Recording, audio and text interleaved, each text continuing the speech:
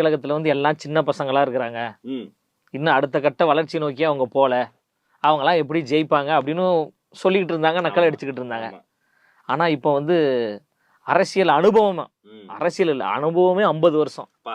ம். அப்படிப்பட்ட ஒரு உயர்ந்த மனிதர், நீண்ட நெறிய ஒரு பாரம்பரியம் கொண்ட ஒரு நபர் ஐயா செங்கோட்டையன் அவர்கள் வந்திருக்கிறாங்க. பேச்சால் வந்து எல்லாரையும் வசீகரிக்கக்கூடிய ஐயா நாஞ்சில் சம்பத் அவர்கள் வந்திருக்கிறாங்க. எஸ். இந்த 2 பேர் வந்ததற்கே சிலருக்கு வந்து தூக்கமே இன்று வரைக்கும் வரல. குளிர் ஜுரம் வந்துருச்சாமே. ஆமா, புலம்பிக்கிட்டே இருக்கிறாங்க. அப்போ இவங்க 2 பேர் வந்ததுக்கே இப்படி. ம். நேத்து செய்திகள்ல பார்க்கின்ற பொழுது ம். இன்னும் பல பேர் வர போறாங்க, ஜனவரிக்கு பிறகு மிகப்பெரிய ஒரு புரட்சியே ஏற்பட போகுது அப்படின்ற ரெடி தகவல்லாம் வருது. எல்லாம் ரெடி. அவர் வர்றேன்னு சொல்றாங்க. அவர் எப்போ வருவாரு? அவரும் வராரு.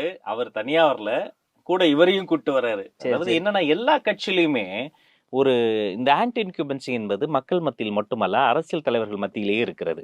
2ஆம் கட்ட தலைவர்கள், நிர்வாகிகள் சோர்ந்து போயிருக்கிறார்கள். ஏனென்று சொன்னால் ஒவ்வொரு கட்சியிலுமே இருக்கக்கூடிய போதாமைகள், குறிப்பாக இன்னைக்கு தமிழ்நாட்டில் ஆளும் கட்சியாக இருக்கக்கூடிய திமுகவின் மீது இருக்கக்கூடிய ஆன்டி இன்குபன்சி என்பது கவர்னன்ஸ், அரசாங்கம் சார்ந்தது மட்டும் கிடையாது, நிர்வாகம் சார்ந்தது மட்டும் கிடையாது. அவர்களினுடைய பொலிட்டிக்கல் பாத், அவர்களினுடைய அரசியல் பாதையின் மீதே ஒரு அவநம்பிக்கையை அவங்க வந்து ஏற்படுத்தியிருக்கிறாங்க இந்த அரசியல் பாதையில. அப்ப இதன் மீது இருக்கக்கூடிய இந்த ஒரு வெறுப்புணர்வு இருக்கு பாருங்க, அவங்க செய்வது தெரியாது தவித்து கொண்டு இருக்கிறாங்க. அந்த கட்சியில இருக்கக்கூடியவங்க, திமுக இருக்கக்கூடியவங்க, மற்ற பிரதான கட்சியில இருக்கக்கூடியவங்க அத்தனை பேருமே